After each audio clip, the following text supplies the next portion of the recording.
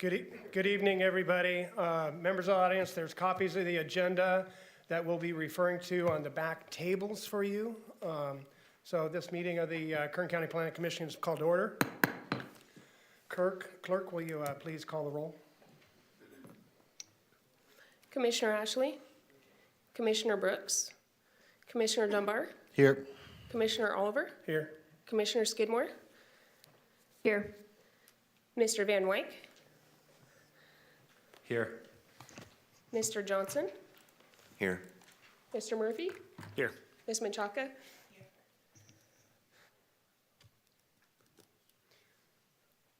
Okay, this next set is for commissioner and member announcements and reports. Would any commissioner or staff member like to make an announcement or report on anything? Okay, moving on, I'd like to approval of the minutes. We've had received copies of the minutes from the last meeting. Are there any corrections? I'll entertain a motion to approve. I'll make a motion to approve the minutes. I'll second. Okay, we'll go with a voice vote. Say aye. Aye. Aye. Okay, moving on, items withdrawn or request. Mr. Murphy, will you review the items which have been withdrawn and the request for continuance, please? Thank you, Mr. Chairman, members of the commission. Good evening today. We have 4 cases that staff is recommending a continuance. All 4 cases, staff is recommending the continuance until May 14th. The first case is SBA 98, map 101. Our applicant is Gerald Ogden by McIntosh and Associates. The next case is CUP number 46, map 10328. The applicant is Clinica Sierra Vista by Perspective Design Architects. The third case being recommended for continuance is CUP 13, map 203. The applicant is Alejandro Rodriguez. And the fourth case being recommended continue is GPA 28, map 213, zone change 64, map 213. This is Santos Castellanos. So again, the staff recommendation is to continue all 4 of those cases until May 14th. I would note just the reasoning behind this. 3 of the cases, unfortunately, we noticed a error in the notification, so we wanted to make sure that everybody had due process. So for 3 of those cases, we re-notified, and we were planning on re-notifying to the May 14th. And then the other case, we just received the traffic study that was requested, so we will have time to review that and be prepared to consider that at your next hearing. So staff is recommending all 4 of these cases, again, be continued to May 14th. That completes the reading of the items that are withdrawn or requested for continuance. Thank you, Mr. Murphy. I'll entertain a motion regarding items 1 through 4. I'll make a motion on items 1 through 4 to continue. I'll second. Okay, get an on-screen vote, please.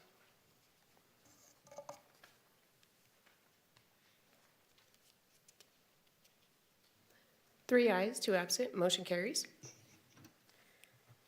Okay, going on to consent items. Mr. Murphy, will you review the consent agenda, please? Thank you, Mr. Chairman. So this evening we have 0 items that are on the consent calendar. Perfect. Moving on. I guess we would just go on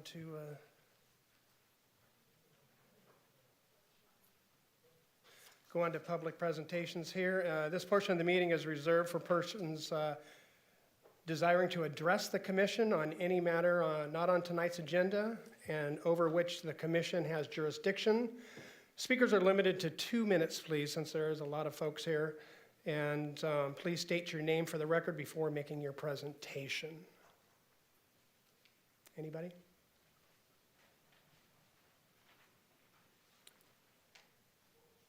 Okay, seeing none, we will go ahead and move on. Since we have nothing else on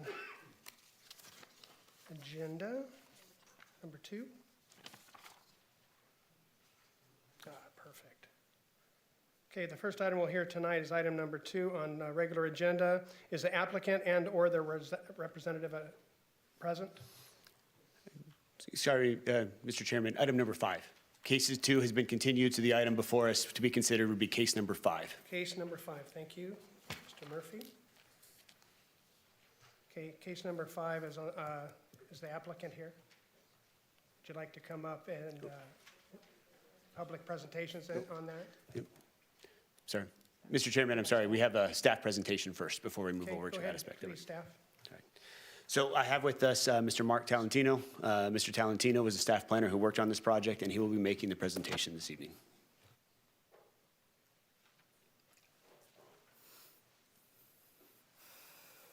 Good evening, Commissioners. The project before you tonight is the Discovery Solar PV and Storage Project by Discovery Solar PV and Storage LLC, or Terrigen. The project includes development of a solar photovoltaic facility that would generate approximately 1,400 megawatts of renewable energy and 8 gigawatt hours of battery storage, or 1 gigawatt of battery energy storage capacity, on 473 parcels totaling approximately 7,700 acres. The project is located in southeast Kern on the western edge of the Antelope Valley. The site is approximately 6 miles southwest of Mojave, 9 miles southeast of Tehachapi, and 8 miles northwest of Rosamond. Implementation of the project includes multiple zone changes, conditional use permits, zone variances, and amendments to the circulation element of the Kern County General Plan. It also includes vesting tentative parcel maps for parcel mergers and re-subdivisions to allow the developer more flexibility in panel placement. A complete listing of requested entitlements is provided on pages 1 through 6 of the staff report. Regional access to the project site is generally provided by State Routes 58, 14, and 138, whereas local access is provided by 90th Street West, Bacchus Road, and more prominently, Tehachapi-Willow Springs Road, which bisects the site. A detailed summary of the characteristics of the project are provided on pages 23 through 38 of the staff report. On-site construction workforce for the project is expected to average around 470 workers per day, with up to 660 workers during peak construction periods over the 34-month construction cycle. And once constructed, it's anticipated the project would require 6 permanent full-time employees to handle operations and maintenance. A final environmental impact report was prepared for the project in accordance with the California Environmental Quality Act, or CEQA, and that document has been provided to your commission, posted on the department website and on the State Clearinghouse website. Pages 39 through 48 of the staff report detail that extensive environmental review process. A mitigation monitoring and reporting program, or MMRP, has been prepared for the project to be considered by your commission. In total, there are 64 mitigation measures designed to reduce project level and cumulative impacts associated with a project. That monitoring program and all the required mitigation measures are attached to your staff report as Exhibit C. The recommended findings of fact are attached as Exhibit A, and the statement of overriding considerations are attached as Exhibit B. As your commission is aware, 5 additional comment letters in response to the notice of public hearing were received subsequent to the distribution of the staff report. Your commission should have received copies of these letters this evening. And to summarize, the comments from the Kern County Fire Department and Kern County Superintendent of Schools are similar in content to those received for the draft EIR, and have been responded to in Volume 8, Chapter 7, Response to Comments of the EIR, pointing to respective mitigation measures and conditions of approval that will be implemented by the project. The comments from the Kern Valley Indian community regarding potential impacts on tribal cultural resources are also adequately addressed and covered by the project's implementation of mitigation measures MM 4.5-1 through MM 4.5-5. And then the comment from the Fort Yuma Kachan tribe indicates their deferral to more local tribes. A comment letter was also received this morning from the California High-Speed Rail Authority, and I'll hand it off to Director Murphy to provide higher-level input regarding that aspect of the project. Thank you, Mr. Tolentino. So again, as stated, we did receive a letter this morning from the High-Speed Rail Authority. All previous documents and notices regarding this project had been provided to the authority, and this was the first that they had reached out to staff directly. So the proposed rail line for the high-speed rail and some potential transmission easements do bisect the project site, and we did include that information and that analysis and that discussion as part of our environmental impact report. I think we're trying to get the map on the site real quick.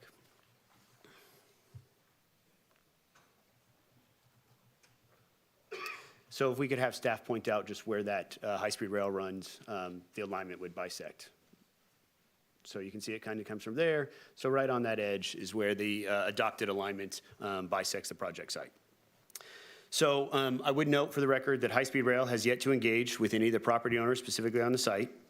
And I would also note that the current site plan before you today does not account for the high-speed rail. And when I say account for it, I just mean they have not set aside specific boundaries or easements or anything to account for the location of that potential alignment. So in total, that alignment would generate maybe 180 to 200 acres of land is what it potentially may impact, which would be about 30 megawatts of the solar facility. So while it is clearly within the authority of your commission to consider the high-speed rail, the alignment as part of your conditions and measures that you move forward, staff does not necessarily believe that is appropriate at this time, and we are not recommending that you do that at this time. While the alignment has been identified, the timing of when that high-speed rail and when that alignment would get built, and if it gets built, is still subject to a lot of determinations and decisions that have to go forward. And so staff does not believe it's necessarily appropriate to set aside that now when the ultimate alignment might not be built for 20, 30 years, depending on how things may or may not go. The project site, and specifically the land, has been acquired by this property owner, and they are the single landowner that owns this saying. And again, they have not had any, there are no easements or there are no established dedications specifically reserved for that is on the property at this time. So this applicant is fully aware of the potential that the high-speed rail may come through the project site at some point in the future. They are working and planning accordingly. If that does happen, then they are happy to engage in the high-speed rail and have discussions about potential what it would take to relocate some of their panels to other portions on their site if necessary. But again, staff is concerned of trying to design around the high-speed rail at this time, given the fact that, again, it may not come in the near future, and we don't believe it's appropriate to address that at this particular time. So again, with that, we wanted to make sure that your commission was fully aware of the fact that we are aware that the alignment may go through the project site. We believe that the applicant is prepared to have those conversations. Those are private property owner discussions that would happen when the high-speed rail goes to acquire that property, and we are treating this as if we would treat any other property as we're moving forward. Again, I just would note for the record that the applicant is aware, and if and when the high-speed rail is ready to engage with them and have these conversations about what that might mean, they are happy to have those conversations. But again, at this moment, we are not recommending any specific changes to the site plan. We are not recommending any specific conditions or measures that would require any changes to what the applicant has put before you as a consideration this night. So I just wanted to provide that as context before you considered the project in its entirety. So with that, I'll turn that over back to Mr. Tolentino to finish the staff presentation. Thank you, Mr. Murphy. So now we'd like to highlight some of the benefits of this particular project summarized from the 15093 Statement of Overriding Considerations. So again, it would result in the production of a 1,400 megawatt solar generated, it would result in the production of 1,400 megawatts of solar generated electricity with approximately 800 gigawatt hours of battery energy storage necessary to meet the state of California's increasing demand for green and renewable energy. The project is located on land that, although predominantly undisturbed with possible grazing and traversed by various named and unnamed dirt roads, is compatible with the surrounding renewable energy projects and infrastructure such as wind turbines, nearby solar projects, and transmission lines. The project would generate 660 construction jobs at the peak of construction and 6 full-time jobs during operations. And the project is consistent with the goals and policies of the Kern County General Plan. And lastly, with the expiration of the solar property tax exclusion on January 1st, 2027, the project will contribute property taxes of an estimated total of $758 million over 35 years, with over $207 million being paid in its first 5 years of operations. Within that first 5-year period, 18%, or approximately $37 million, would be paid into the general fund. An estimated $44 million will be paid in property taxes in its first year of full operations. Alternatively, if the project qualifies based on state legislative action and the State Board of Equalization guidance, for any reduction in property taxes under a reenacted solar tax exclusion or other specific property tax relief for solar or battery storage, regardless of the name, then the cumulative impact charge would apply, resulting in an annual contribution of approximately $4.27 million over the life of the project. So with that, staff's recommendation for your commission is to advise the Board of Supervisors certify the environmental impact report, adopt Section 15091 findings of fact and Section 15093 statement of overriding considerations, adopt a mitigation monitoring and reporting program, enact ordinances and adopt resolutions approving zone changes as requested, approve conditional use permits subject to recommended conditions, approve zone variances subject to recommended conditions, approve amendments to the circulation element of the Kern County General Plan as requested, approve vesting tentative parcel maps with associated development variations subject to the recommended conditions of approval, and adopt the suggested findings as set forth in the attached draft resolutions. And this completes staff's presentation, and the applicant team is also prepared with a presentation and is available for any project-related questions. Thank you so much for that wonderful presentation there. Now, my apologies for getting this switched around. Does the applicant have an opening statement or comments?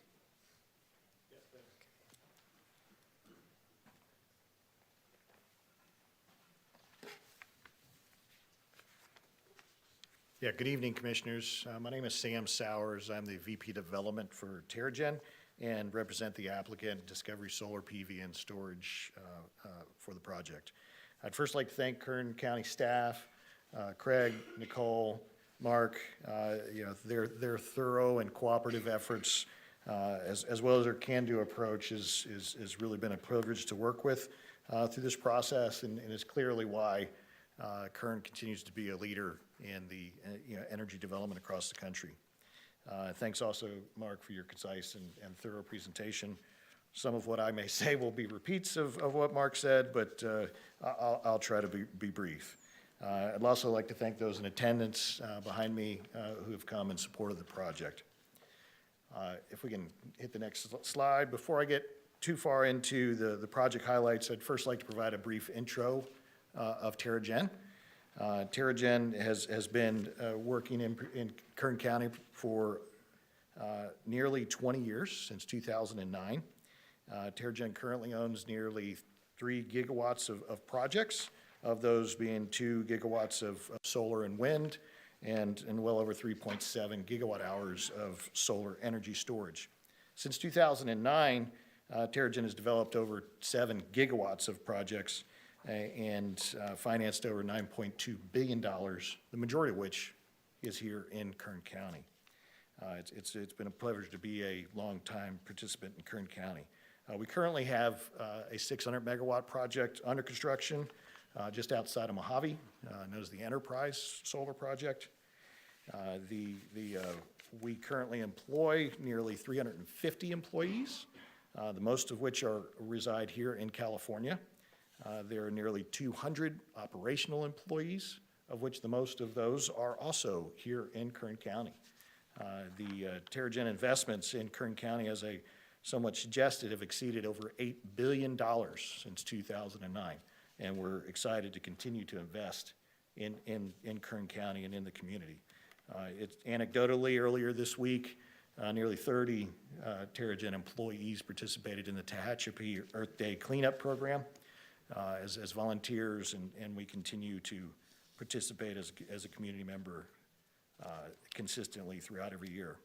As Mark indicated, Discovery Solar Project is located about 6 miles. Next slide, sorry. I may have jumped ahead here a couple slides. One more, yeah, one more. Actually, go back to the photos. These are photos of our Edward Sanborn project, which was completed in about 3 or 4 years ago.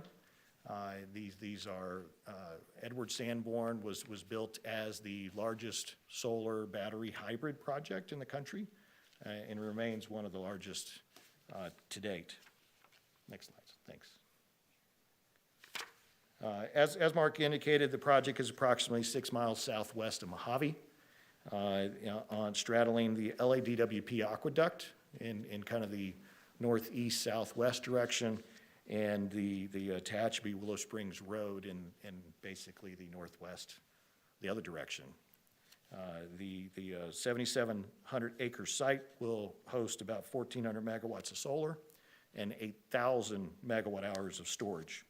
It will be built on lands that are highly underutilized, that have very little services, and that could support alternate opportunities. And under our current schedule, should everything continue as hoped and approved, we would expect initial operations after about a 2-year construction cycle in late 2029. As suggested, the project would extend Kern County's renewable energy leadership in the state of California and helping and achieving their goals. We will employ the local union laborers through a union labor agreement, which we have already signed, the 5-party labor agreement, to the benefit of many here in attendance today. As Mark indicated, we'll employ a little over 400 people on average, and with peaks at least 660 workers.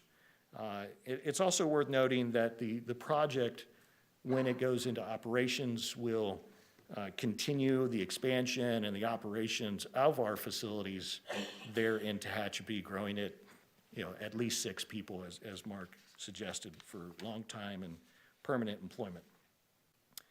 So as Mark indicated, and I hate to be somewhat repetitive, but with the the ending of the California solar tax exclusion, we will be contributing our full weight of tax liabilities, and that's estimated to be $44 million.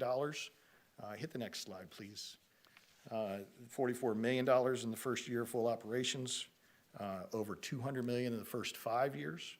This pie chart that I've kind of put up there is the first 5 years of operations, and as Mark indicated, it's over $122 million to the Kern County Schools, $37 million plus to the general fund, and over $22 million, nearly $23 million to the Kern Fire Department.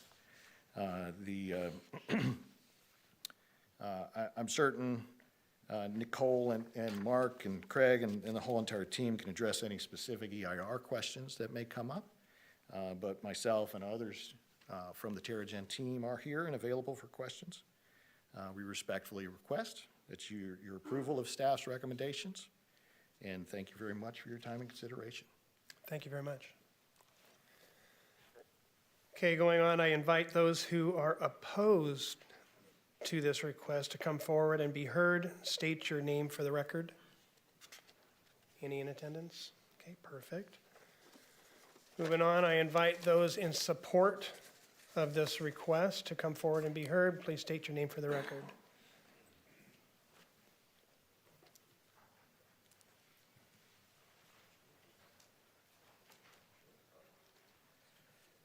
Good evening, Commissioners. And I just want to remind everybody before we start, there will be a 2-minute limit on that. I want to remind you guys on that. Sorry to interrupt. Duly noted.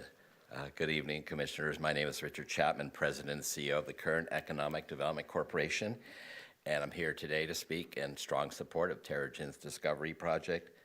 Our mission is to cultivate and promote Kern County's boundless opportunities for business.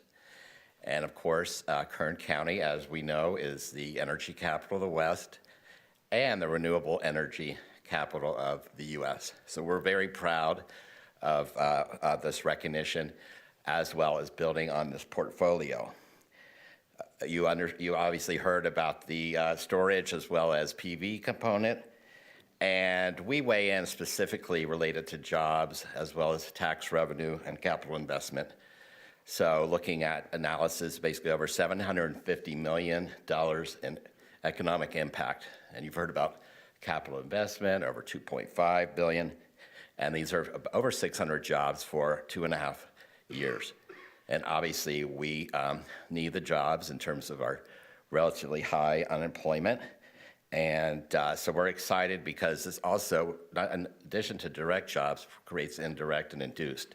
So those monies made on site will be spent in restaurants and in other fashion in our community.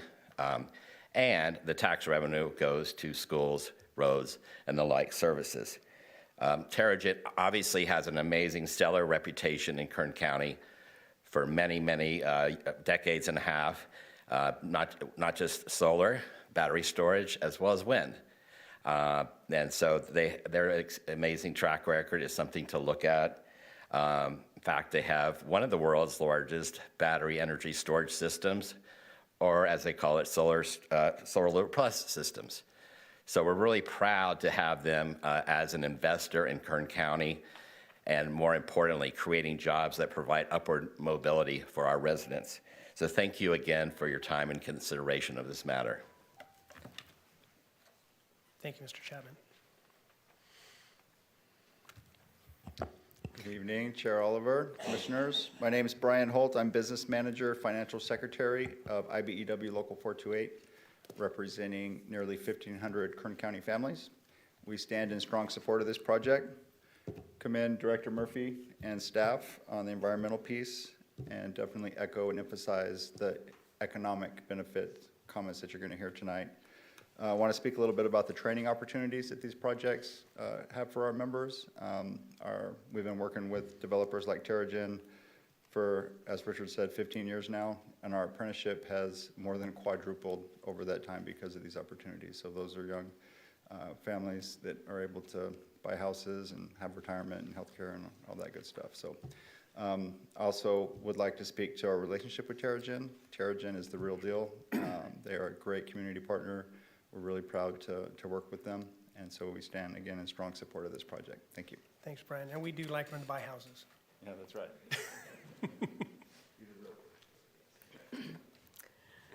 Good evening. My name is Alyssa Reed. I'm with the Kern and Yomono Building and Construction Trades Council. And I, like Brian, stand here in support of Terrigen and this project.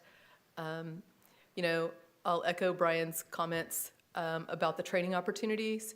The opportunity to enter into the trades and start a career path starts at projects like this for a lot of our community members. And, the commitment to work with local trades provides those local job opportunities to where we're not seeing all of those folks come from outside of the community and not have the benefit of those dollars being spent locally. And so, for our pre-apprenticeship program, it maintains great placement and job opportunities for those folks, but it allows us to continue that legacy of training and building a workforce for the long term for Kern County and projects like this one, as well as others to come. So we stand in strong support of this project. Thank you. Thank you, Ms. Reed.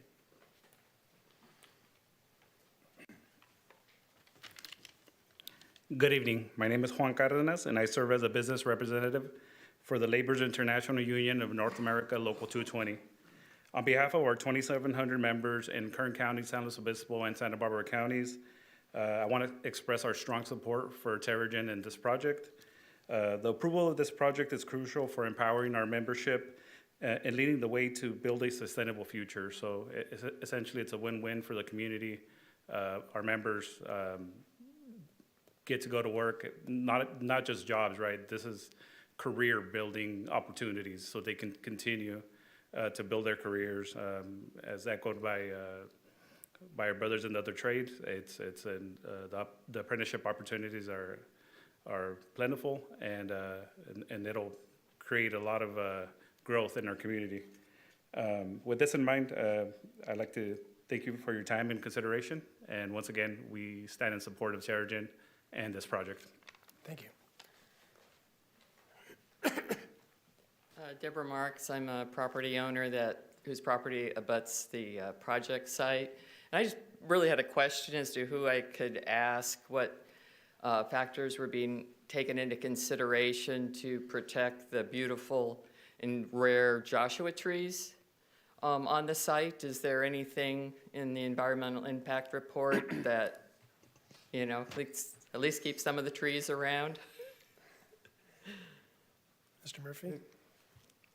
Sure. So this project has a great Joshua Tree story in terms of what it's doing on site to preserve some of the woodlands, but then also what it's doing for Joshua trees in general. And I think the applicant is much better. I've heard them describe it to me before, and I think the applicant would be able to provide a better summary of all the efforts that are going into Joshua tree preservation and what this project and what Terrigen is doing for Joshua trees in general. Is that in the environmental impact report? It is, yes. Okay.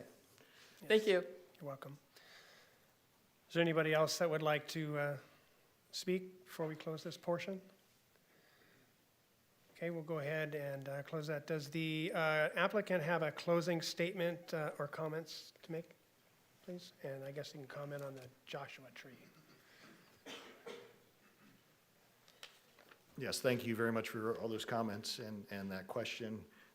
Again, it's Sam Sowers with Terrigen. I'd like to introduce my colleague, Eric DeVoe, also VP Development, and he heads up our mitigation efforts and can describe the great story that Craig kind of referenced.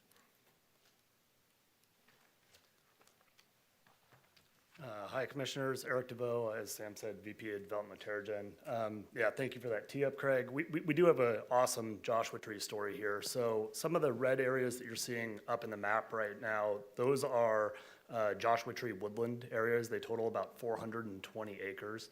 And so within these areas, we're preserving the best Joshua tree habitat that's present on the site. In concert with that, we're about to embark on the largest Joshua tree relocation effort that anyone's ever done. So we're going to be relocating 10,000 Joshua trees from this site to do two things. One, enhance the Joshua Tree woodland areas and infill areas that have fewer trees.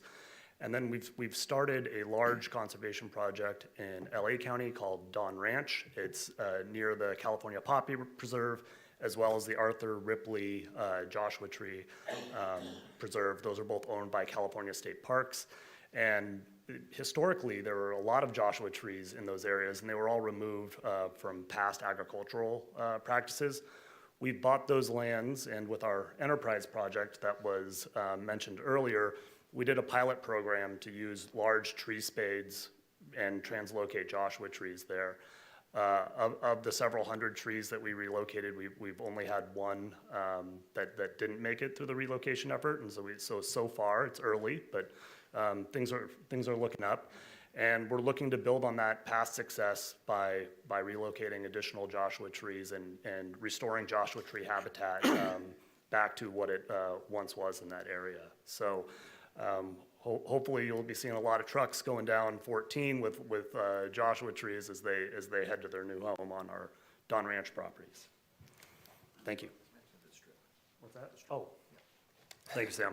One last bit. You know, a lot of times Joshua tree conservation happens in areas that are out of view of the public. And another part of this project is we've actually taken a strip next to Tehachapi Willow Springs Road. We've set the project back from it, and we're gonna move some of the on-site Joshua trees into that strip so that as people are, you know, coming in and out of the area, they actually we're gonna pull the trees forward, and they'll be able to interact with the Joshua trees and see them hopefully on their daily commutes. So with that, thank you. Anything else, sir? No, thank you very much. All right, Appreciate it. perfect, thank you. Going on, would staff like to make any additional comments on this item? Mr. Chairman, I don't have any additional comments unless the commission has any questions for staff. Okay, any other further discussion? Moving on, the hearing is now closed to public testimony and open to the commission for any questions. I will start. Just want to thank staff for a thorough presentation. And my first question that I wrote down on my page was, why is there a vegetation strip on the plan? So thank you for explaining, and I think that's a great addition.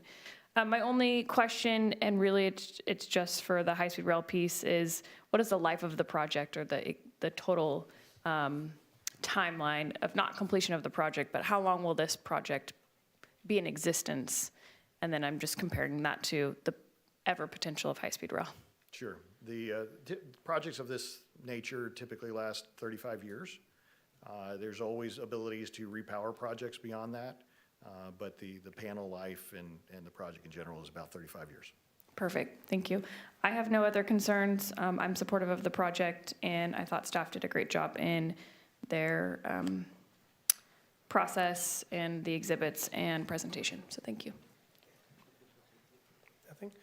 Okay, I do want to thank our staff for their excellent presentation. Thank you, as well as our applicant for, and I echo Ms. Skidmore's concern in regards to that line with the vegetation. I think that's perfect. Thank you for that as well, for thinking of that. And just so detailed in regards to the thought that you put into this project. I think that's excellent. So, all right, so moving forward, we'll go ahead and call for a motion. I'll make a motion to approve item 5 as read into the record. I'll second. Okay, we'll go ahead. We have a motion and a second. We'll go ahead and have an on-screen vote, please.